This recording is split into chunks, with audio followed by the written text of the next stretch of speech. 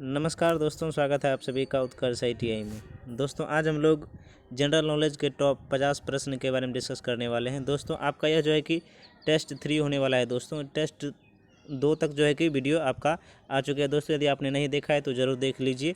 यह टेस्ट 3 होने वाला है। इसके 50 महत्वपूर्ण प्रश्नों के बारे में डिस्कस करेंगे। दोस्तों आपका एंट्रेंस एग्जाम जो है कि 29 मई को होने वाला है, तो ज़्यादा दिन नहीं है, तो ज़रूर इस वीडियो को देख करके जाइए दोस्तों, क्योंकि आपके एग्ज़ाम में इस से प्रश्न आ सकते हैं। तो दोस्तों यदि आप चैनल पर नए हैं तो ज़रूर सब्सक्राइब कीजिए। तो चलते हैं बिना देरी के प्रश्न की ओर। और आज का पहला प्रश्न होने वाला है दोस्तों, डायनेमो का कार्य है। तो इसका क्या कार्य है दोस्तों, डायनेमो? तो इसका सही जवाब हो जाएगा दोस्तों ऑप्शन नंबर सी। इसका सही जवाब है दोस्तों, यांत्रिक ऊर्जा को विद्युत ऊर्जा में परिवर्तित करता है। डायनेमो का क्या कार्य है दोस्तों? यांत्रिक ऊर्जा को विद्युत ऊर्जा में परिवर्तित करता है दोस्तों। ऑप्शन नंबर सी सही जवाब हो जाएगा दोस्तों। ऑप्शन नंबर सी सही जवाब हो जाएगा। अगला प्रश्न है दोस्तों, निम्नलिखित में से कौन अंडे देता है और सीधे बच्चे नहीं देते? तो इस प्रश्न का सही जवाब हो जाएगा दोस्तों ऑप्शन नंबर ए, एकिडना। कौन सा दोस्तों? ऑप्शन नंबर ए, एकिडना। ऑप्शन नंबर ए सही जवाब हो जाएगा। अगला प्रश्न है दोस्तों, कौन सी जलधारा यूरोप का गर्म कंबल के उपनाम से जानी जाती है? कौन सी धारा यूरोप के गर्म कंबल के नाम से जानी जाती है? तो इस प्रश्न का सही जवाब हो जाएगा दोस्तों ऑप्शन नंबर डी। इस प्रश्न का सही जवाब हो जाएगा option number D, gulf stream. Option number D, gulf stream सही जवाब हो जाएगा दोस्तों। यूरोप का गर्म कंबल के नाम से कौन जाने जाते? Gulf stream. Option number D सही जवाब हो जाएगा दोस्तों। अगला प्रश्न है दोस्तों, भारत में कितने राज्य तटरेखा से लगे हैं? भारत में कितने राज्य तटरेखा से लगे हैं? तो इस प्रश्न का सही जवाब है दोस्तों ऑप्शन नंबर सी। इसका सही जवाब हो जाएगा ऑप्शन नंबर सी, 9। भारत के 9 राज्य हैं जो दोस्तों वह तटरेखा से लगे हुए हैं, किसी न किसी तरह से वह समुद्र से सटे हुए हैं। उस राज्य की संख्या 9 है दोस्तों। ऑप्शन नंबर सी सही जवाब हो जाएगा दोस्तों। अगला प्रश्न है, मुगल वंश का संस्थापक कौन था? मुगल वंश का संस्थापक कौन था? इस प्रश्न का सही जवाब हो जाएगा दोस्तों ऑप्शन नंबर ए, कौन था? बाबर था। ऑप्शन नंबर ए सही जवाब हो जाएगा ऑप्शन नंबर ए, बाबर था। ऑप्शन नंबर ए सही जवाब है दोस्तों। अगला प्रश्न है, भारतीय जनता पार्टी की स्थापना किस वर्ष की गई? भारतीय जनता पार्टी की स्थापना किस वर्ष की गई? इस प्रश्न का सही जवाब हो जाएगा दोस्तों ऑप्शन नंबर बी। इसका सही ऑप्शन नंबर बी, 1980 में। भारतीय जनता पार्टी की स्थापना कब हुई? 1980 में हुई। ऑप्शन नंबर बी सही जवाब हो जाएगा। बीजेपी की स्थापना कब हुई? 1980 में हुई है। अगला प्रश्न है दोस्तों, बिहार राज्य की मुख्य नकदी फसल कौन सी है? बिहार राज्य की मुख्य नकदी फसल कौन सी है? इस प्रश्न का सही जवाब दोस्तों ऑप्शन नंबर सी, गन्ना। ऑप्शन नंबर सी, गन्ना सही जवाब है दोस्तों। ऑप्शन नंबर सी, गन्ना इस प्रश्न का सही जवाब है। नकदी फसल कौन सी है? गन्ना है, बिहार की नकदी फसल। अगला है दोस्तों, इसमें कहा गया उच्चतम न्यायालय के न्यायाधीशों की संख्या में वृद्धि करने की शक्ति किसके पास है? उच्चतम न्यायालय में यानी सुप्रीम कोर्ट में न्यायाधीशों की संख्या में वृद्धि करने की शक्ति किसके पास है? तो इस प्रश्न का सही जवाब दोस्तों ऑप्शन नंबर सी किसके पास है? संसद के पास है, पार्लियामेंट के पास है। ऑप्शन नंबर सी सही जवाब हो जाएगा दोस्तों। किसके पास है? उच्चतम न्यायालय में यदि जज का संख्या बढ़ाना है तो दोस्तों वह पावर किसके पास है? संसद के पास है। ऑप्शन नंबर सी सही जवाब हो जाएगा दोस्तों। अगला प्रश्न है, अगला प्रश्न में कहा गया दोस्तों, न्यूट्रॉन बम गिरने का क्या दुष्प्रभाव होता है? न्यूट्रॉन बम गिरने का क्या दुष्प्रभाव होता है? तो इस प्रश्न का सही जवाब हो जाएगा दोस्तों ऑप्शन नंबर सी, जीव जंतुओं को नष्ट करता है। न्यूट्रॉन बम गिरने का क्या होता है? जीव जंतुओं को नष्ट करता है। ऑप्शन नंबर सी सही जवाब हो जाएगा दोस्तों। अगला प्रश्न है दोस्तों, असहयोग आंदोलन कब आरंभ हुआ? असहयोग आंदोलन कब आरंभ हुआ?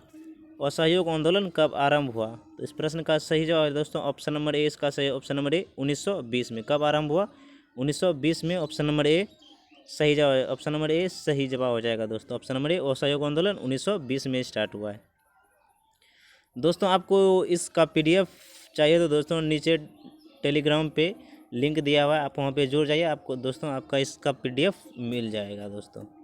अगला प्रश्न है, अगला प्रश्न में कहा गया दोस्तों, निम्नलिखित में कौन क्रिकेट टेस्ट मैचों में सबसे अधिक बार भारतीय टीम का कप्तान रहा है? निम्नलिखित में से कौन टेस्ट क्रिकेट मैचों में सबसे अधिक बार भारतीय टीम का कप्तान रहा है? भारतीय टीम का कप्तान रहा है। तो इस प्रश्न का सही जवाब हो जाएगा दोस्तों ऑप्शन नंबर सी, कौन रहा है? Sourav Ganguly. Option number C सही जवाब हो जाएगा दोस्तों। ऑप्शन नंबर सी कौन रहा है? सौरव गांगुली रहा है। ऑप्शन नंबर सी सही जवाब हो जाएगा दोस्तों। अगला प्रश्न है, सर्वाधिक लंबी तटरेखा वाला राज्य कौन सा है? सर्वाधिक लंबी तटरेखा वाला राज्य कौन सा है? इस प्रश्न का सही जवाब हो जाएगा दोस्तों ऑप्शन नंबर सी। इसका सही ऑप्शन नंबर सी कौन है दोस्तों? गुजरात है। कौन सा है? सबसे लंबी तटरेखा वाला राज्य कौन सा है? गुजरात है। ऑप्शन नंबर सी सही जवाब हो जाएगा दोस्तों, ऑप्शन नंबर सी सही जवाब हो जाएगा। अगला प्रश्न है दोस्तों, पेड़ पौधे के पत्ते का रंग हरा होने का कारण है? पेड़ पौधे के पत्ता का रंग हरा होने का कारण है। तो इस प्रश्न का सही जवाब हो जाएगा right answer option number B, chlorophyll का होना। पत्ते में कौन सा उपस्थित होता है? क्लोरोफिल के उपस्थिति के कारण जो है कि पेड़ पौधे के पत्तों का रंग जो क्या होता है? हरा होता है। ऑप्शन नंबर बी सही जवाब हो जाएगा दोस्तों। अगला प्रश्न है, पृथ्वी किन दो ग्रहों के मध्य स्थित है? पृथ्वी जो है वह किन दो ग्रहों के मध्य स्थित है? तो इस प्रश्न का सही जवाब हो जाएगा right answer option number C, मंगल एवं शुक्र। किसके बीच है दोस्तों? मंगल एवं शुक्र के बीच स्थित है पृथ्वी। तो ऑप्शन नंबर सी सही जवाब हो जाएगा दोस्तों। अगला प्रश्न है दोस्तों, सौरमंडल का सबसे बड़ा ग्रह कौन सा है? सौरमंडल का सबसे बड़ा ग्रह कौन सा है? तो वह कौन है दोस्तों? ऑप्शन नंबर डी, बृहस्पति है। जुपिटर यानी बृहस्पति है। ऑप्शन नंबर सी सॉरी दोस्तों, ऑप्शन नंबर डी बृहस्पति सही जवाब हो जाएगा दोस्तों। सबसे बड़ा ग्रह सौरमंडल का है बृहस्पति है। अगला प्रश्न है दोस्तों, स्वतंत्र भारत का अंतिम गवर्नर जनरल कौन था? स्वतंत्र भारत का अंतिम गवर्नर जनरल कौन था? तो इस प्रश्न का सही जवाब हो जाएगा दोस्तों option number B, C Rajagopalachari. कौन था? Option number B C Rajagopalachari स्वतंत्र भारत का अंतिम गवर्नर जनरल था दोस्तों। आपका ऑप्शन नंबर बी सही जवाब हो जाएगा। अगला प्रश्न है दोस्तों, मयूर सिंहासन पर बैठने वाला अंतिम मुगल सम्राट कौन था? मयूर सिंहासन पर बैठने वाला अंतिम मुगल सम्राट कौन था? इस प्रश्न का सही जवाब है दोस्तों ऑप्शन नंबर बी सही जवाब, मोहम्मद शाह। मयूर सिंहासन पर बैठने वाला अंतिम मुगल सम्राट कौन था दोस्तों? Option number B, Mohammad Shah सही जवाब हो जाएगा दोस्तों। अगला प्रश्न है दोस्तों, अगला प्रश्न में कहा गया दोस्तों, अगला प्रश्न है, परमाणु बम का सिद्धांत आधारित है? परमाणु बम का सिद्धांत आधारित है। तो इस प्रश्न का सही जवाब, परमाणु बम किस सिद्धांत पर आधारित है दोस्तों? तो इसका सही जवाब है ऑप्शन नंबर बी, नाभिकीय विखंडन पर। परमाणु बम किस सिद्धांत पर कार्य करता है दोस्तों? नाभिकीय विखंडन पर दोस्तों परमाणु बम आधारित है, नाभिकीय विखंडन पर कार्य करता है। अगला प्रश्न है दोस्तों, अगला प्रश्न में कहा गया है, तना काट आमतौर से किसके प्रवर्धन के लिए प्रयोग किया जाता है? तना काट आमतौर पर किसके प्रवर्धन के लिए जो है कि प्रयोग किया जाता है? तो इस प्रश्न का सही जवाब हो जाएगा दोस्तों ऑप्शन नंबर बी, गन्ना का। गन्ना के लिए जो है कि तना काट यानी तना काट करके जो है कि उसके बाद जो है कि उसमें से पौधे निकलते हैं। तो यह जो है कि सर्वाधिक प्रयोग किया जाता है गन्ने के लिए। तो ऑप्शन नंबर बी सही जवाब हो जाएगा दोस्तों। अगला प्रश्न है दोस्तों, भारत का राष्ट्रीय पशु है?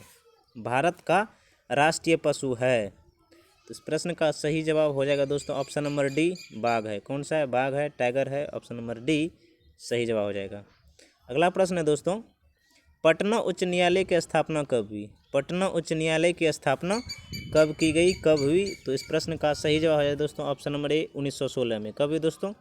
1916 में पटना उच्च न्यायालय की स्थापना हुई है। ऑप्शन नंबर ए सही जवाब हो जाएगा दोस्तों। अगला प्रश्न है, गायत्री मंत्र मूलतः किस ग्रंथ से है? किस ग्रंथ में है? गायत्री मंत्र मूलतः किस ग्रंथ में है? तो इस प्रश्न का सही जवाब हो जाएगा दोस्तों ऑप्शन नंबर डी, ऋग्वेद में है। किस में है? ऋग्वेद में है दोस्तों। ऋग्वेद को सबसे पुराना वेद कहा जाता है दोस्तों, ऋग्वेद को। तो ऑप्शन नंबर डी सही जवाब हो जाएगा दोस्तों। गायत्री मंत्र जो है कि मूलतः ऋग्वेद ग्रंथ में है। अगला प्रश्न है दोस्तों, संयुक्त राष्ट्र संघ के प्रथम महासचिव कौन थे? संयुक्त राष्ट्र संघ के प्रथम महासचिव कौन थे? तो इस प्रश्न का सही जवाब हो जाएगा दोस्तों ऑप्शन नंबर ए। ऑप्शन नंबर ए कौन थे? त्रिगवेली थे। कौन थे दोस्तों? ऑप्शन नंबर ए त्रिगवेली थे संयुक्त राष्ट्र संघ के प्रथम महासचिव। ऑप्शन नंबर ए त्रिगवेली थे। ऑप्शन नंबर ए त्रिगवेली। अगला प्रश्न में कहा गया दोस्तों, अगला प्रश्न है, सानिया मिर्जा निम्नलिखित में से किस खेल की खिलाड़ी है? सानिया मिर्जा जो है वह किस खेल की खिलाड़ी है? तो इस प्रश्न का सही जवाब लॉन टेनिस।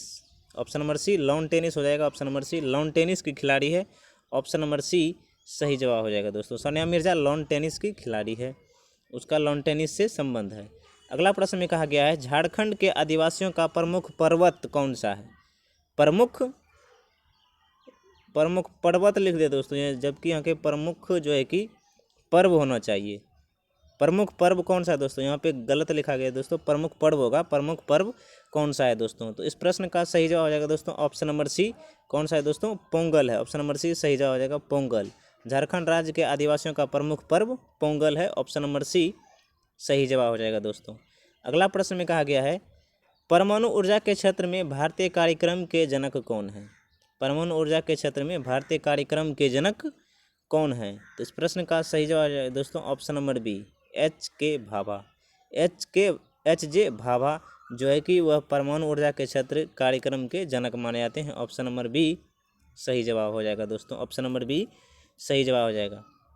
अगला प्रश्न है दोस्तों भौतिक परिवर्तन का एक उदाहरण है। भौतिक परिवर्तन का एक उदाहरण है दोस्तों, इसमें से कौन सा जो है कि भौतिक परिवर्तन का एक उदाहरण है दोस्तों, कौन सा जो है भौतिक परिवर्तन का एक उदाहरण है, तो इस प्रश्न का सही जवाब हो जाएगा दोस्तों ऑप्शन नंबर डी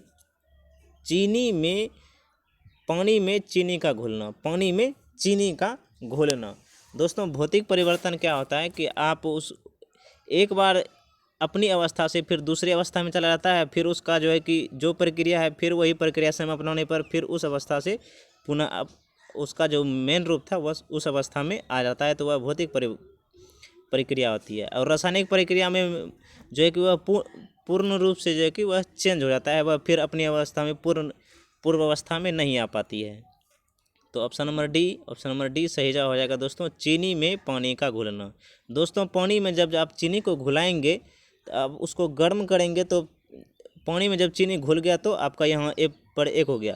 जब आप इसको गर्म करेंगे तो फिर जो है कि चीनी उस घोल से पानी उड़ जाएगा, फिर आपका चीनी बच जाएगा, तो वह पुनः चीनी जो कि फिर अपनी अवस्था में आ जाता है। इसलिए यह जो है कि दोस्तों यह भौतिक परिवर्तन हुआ, तो ऑप्शन नंबर डी सही जवाब हो जाएगा। अगला सवाल है दोस्तों बादलों का निर्माण होता है। बादलों का निर्माण होता है, तो इस प्रश्न का सही जवाब हो जाएगा ऑप्शन नंबर ए क्षोभ मंडल में। बादलों का निर्माण क्षोभ मंडल में होता है, ऑप्शन नंबर ए सही जवाब हो जाएगा। अगला प्रश्न में कहा गया दोस्तों इंडिया विंस फ्रीडम के लेखक कौन है। इंडिया विंस फ्रीडम के लेखक कौन है, तो इस प्रश्न का सही जवाब हो जाएगा दोस्तों option number B Abul Kalam Azad. कौन है दोस्तों, Abul Kalam Azad. Option number B सही जवाब हो जाएगा। इंडिया विंस फ्रीडम के लेखक अबुल कलाम आज़ाद है। अगला सवाल में कहा गया है भारतीय राष्ट्रीय कांग्रेस की स्थापना कब की गई। भारतीय राष्ट्रीय कांग्रेस की स्थापना कब की गई, तो इस प्रश्न का सही जवाब हो जाएगा दोस्तों ऑप्शन नंबर डी 1885 में। तो इसके अध्यक्ष उस समय के कौन थे, A.O. ह्यूम थे। A.O. ह्यूम उस समय के अध्यक्ष थे, तो इसका स्थापना हुआ 1885 में। ऑप्शन नंबर डी सही जवाब हो जाएगा। अगला प्रश्न में कहा गया है भारत का नेपोलियन किसे कहा जाता है। भारत का नेपोलियन किसे कहा जाता है, तो इस प्रश्न का सही जवाब ऑप्शन नंबर डी समुद्रगुप्त को। ऑप्शन नंबर डी समुद्रगुप्त को भारत का नेपोलियन कहा जाता है। ऑप्शन नंबर डी सही जवाब हो जाएगा। अगला प्रश्न में है दोस्तों दक्षिण पूर्व रेलवे का मुख्यालय कहाँ स्थित है। दक्षिण पूर्व रेलवे का मुख्यालय कहाँ स्थित है, तो इस प्रश्न का सही जवाब हो जाएगा दोस्तों option number D Kolkata. Option number D Kolkata. Kolkata में है दोस्तों दक्षिण पूर्व रेलवे का मुख्यालय। ऑप्शन नंबर डी सही जवाब हो जाएगा दोस्तों। अगला प्रश्न में कहा गया है चीन की मुद्रा है। चीन की मुद्रा है, तो चीन की मुद्रा क्या है दोस्तों, तो सही जवाब हो जाएगा ऑप्शन नंबर ए युआन। चीन का मुद्रा क्या है, युआन है। ऑप्शन नंबर ए सही जवाब हो जाएगा। चीन की मुद्रा है युआन। ऑप्शन नंबर ए सही जवाब हो जाएगा दोस्तों। अगला सवाल है दोस्तों अगला सवाल में कहा गया है सिली पॉइंट किस खेल से संबंध है। सिली पॉइंट किस खेल से संबंध है, तो इस प्रश्न का सही जवाब हो जाएगा ऑप्शन नंबर ए क्रिकेट से। सिली पॉइंट किस खेल से संबंध है, तो वह क्रिकेट से संबंध है। ऑप्शन नंबर ए सही जवाब हो जाएगा दोस्तों। अगला सवाल में कहा गया दोस्तों विश्व में यूरेनियम का सर्वाधिक भंडार कहाँ है। विश्व में यूरेनियम का सर्वाधिक भंडार कहाँ है दोस्तों, तो वह है कनाडा में। ऑप्शन नंबर ए सही जवाब हो जाएगा। ऑप्शन नंबर ए कनाडा में है दोस्तों, सही जवाब ऑप्शन नंबर ए कनाडा। अगला सवाल में है दोस्तों न्यूजीलैंड का प्रतीक क्या है। न्यूजीलैंड का प्रतीक क्या है, तो इस प्रश्न का सही जवाब हो जाएगा दोस्तों ऑप्शन नंबर ए ईगल। न्यूजीलैंड का प्रतीक क्या है, ईगल है। ऑप्शन नंबर ए आपका सही जवाब हो जाएगा। अगला प्रश्न है दोस्तों मजलिस किस देश की संसद का नाम है? मजलिस किस देश की संसद का नाम है? तो इस प्रश्न का सही जवाब ऑप्शन नंबर ए ईरान। ईरान की संसद का नाम क्या है? मजलिस है। ऑप्शन नंबर ए सही जवाब हो जाएगा दोस्तों। अगला प्रश्न में कहा गया है विश्व की सर्वाधिक गहरी झील कौन है? विश्व की सर्वाधिक गहरी झील कौन है? इस प्रश्न का सही जवाब है दोस्तों ऑप्शन नंबर डी बेकाल झील। बेकाल झील जो है विश्व की सबसे गहरी झील है, तो option number D, option number D सही जवाब हो जाएगा दोस्तों। अगला प्रश्न में है दोस्तों नालंदा अंतर्राष्ट्रीय विश्वविद्यालय का संबंध किस राज्य से है? नालंदा अंतर्राष्ट्रीय विश्वविद्यालय का संबंध किस राज्य से है दोस्तों? ऑप्शन नंबर सी इसका सही जवाब हो जाएगा दोस्तों, option number C, option number C इसका सही जवाब हो जाएगा दोस्तों, option number C, option number C Punjab से। नालंदा विश्वविद्यालय का संबंध किस राज्य से है दोस्तों? तो वह हो जाएगा ऑप्शन नंबर ए सही जवाब, ऑप्शन नंबर ए बिहार। नालंदा इंटरनेशनल यूनिवर्सिटी का संबंध जो है कि दोस्तों वह बिहार से है, ऑप्शन नंबर ए सही जवाब हो जाएगा दोस्तों। अगला प्रश्न में है दोस्तों लखनऊ किस नदी के किनारे स्थित है? लखनऊ किस नदी के किनारे स्थित है? तो इस प्रश्न का सही जवाब हो जाएगा ऑप्शन नंबर सी गोमती नदी। ऑप्शन नंबर सी गोमती नदी सही जवाब हो जाएगा, ऑप्शन नंबर सी गोमती नदी के किनारे लखनऊ स्थित है। अगला प्रश्न में है दोस्तों बिहार दिवस कब मनाया जाता है? बिहार दिवस कब मनाया जाता है? बिहार दिवस कब मनाया जाता है? तो इस प्रश्न का सही जवाब हो जाएगा दोस्तों ऑप्शन नंबर सी जवाब, ऑप्शन नंबर सी सही जवाब हो जाएगा, ऑप्शन नंबर सी 22 मार्च को। ऑप्शन नंबर सी 22 मार्च को मनाया जाता है बिहार दिवस, ऑप्शन नंबर सी सही जवाब हो जाएगा। अगला प्रश्न है दोस्तों 7 टापुओं का नगर किसे कहा जाता है? 7 टापुओं का नगर किसे कहा जाता है? तो इस प्रश्न का राइट आंसर हो जाएगा दोस्तों ऑप्शन नंबर सी मुंबई को। किसे कहा है दोस्तों? ऑप्शन नंबर सी मुंबई को 7 टापुओं का नगर कहा जाता है। अगला प्रश्न है दोस्तों सबसे चमकीला ग्रह कौन सा है? सबसे चमकीला ग्रह कौन सा है? तो इस प्रश्न का सही जवाब हो जाएगा दोस्तों ऑप्शन नंबर सी शुक्र ग्रह। ऑप्शन नंबर सी शुक्र ग्रह सबसे चमकीला ग्रह है, ऑप्शन नंबर सी सही जवाब हो जाएगा दोस्तों। अगला प्रश्न है दोस्तों भारत का राष्ट्रीय खेल क्या है? भारत का राष्ट्रीय खेल क्या है? तो भारत का राष्ट्रीय खेल क्या है दोस्तों? ऑप्शन नंबर बी हॉकी है। ऑप्शन नंबर बी हॉकी जो है भारत का राष्ट्रीय खेल है, ऑप्शन नंबर बी सही जवाब हो जाएगा दोस्तों, ऑप्शन नंबर बी सही जवाब हो जाएगा। अगला प्रश्न है दोस्तों करो या मरो का नारा किसने दिया? करो या मरो का नारा किसने दिया? तो इस प्रश्न का सही जवाब option number B Mahatma Gandhi ने। किसने दिया है दोस्तों? महात्मा गांधी ने करो या मरो का नारा दिया है, तो ऑप्शन नंबर बी सही जवाब हो जाएगा दोस्तों, ऑप्शन नंबर बी सही जवाब है दोस्तों, महात्मा गांधी ने करो या मरो का नारा दिया। अगला सवाल है दोस्तों जब बर्फ़ पिघलती है तो इसका, जब बर्फ़ पिघलती है तो इसका क्या होता है दोस्तों? आयतन बढ़ता है, आयतन घटता है, द्रव्यमान बढ़ता है, द्रव्यमान घटता है। तो कौन सा सही जवाब होगा दोस्तों? ऑप्शन नंबर बी इसका सही जवाब हो जाएगा, ऑप्शन नंबर बी आयतन घटता है। जब बर्फ़ पिघलेगा तो इसका आयतन घटेगा, तो ऑप्शन नंबर बी सही जवाब हो जाएगा, ऑप्शन नंबर बी सही जवाब हो जाएगा दोस्तों। अगला प्रश्न में शिक्षक दिवस कब मनाया जाता है? टीचर्स डे कब मनाया जाता है? तो इस प्रश्न का सही जवाब ऑप्शन नंबर सी 5 सितंबर को। ऑप्शन नंबर सी 5 सितंबर को शिक्षक दिवस मनाया जाता है। स्वामी राम डॉक्टर सर्वपल्ली राधाकृष्णन के जयंती पर जो कि दोस्तों शिक्षक दिवस मनाया जाता है, ऑप्शन नंबर सी सही जवाब हो जाएगा। अगला प्रश्न है अंतर्राष्ट्रीय मुद्रा कोष का मुख्यालय कहाँ स्थित है? अंतर्राष्ट्रीय मुद्रा कोष का मुख्यालय कहाँ स्थित है? तो इस प्रश्न का सही जवाब option number C Washington DC में है दोस्तों, वाशिंगटन डीसी। तो वाशिंगटन डीसी कहाँ पे स्थित है दोस्तों? वाशिंगटन डीसी यूएसए यानी अमेरिका में है। तो ऑप्शन नंबर सी सही जवाब है दोस्तों, अंतर्राष्ट्रीय मुद्रा कोष का मुख्यालय कहाँ है? वाशिंगटन डीसी में है। अगला प्रश्न है दोस्तों कॉफ़ी का सर्वाधिक उत्पादन किस राज्य में होता है? कॉफ़ी का सर्वाधिक उत्पादन किस राज्य में होता है? तो इस प्रश्न का सही जवाब हो जाएगा दोस्तों ऑप्शन नंबर बी कर्नाटक में होता है। कहाँ पे दोस्तों? कर्नाटक में होता है, ऑप्शन नंबर बी सही जवाब है। कॉफ़ी का सर्वाधिक उत्पादन कर्नाटक में होता है, ऑप्शन नंबर बी सही जवाब हो जाएगा।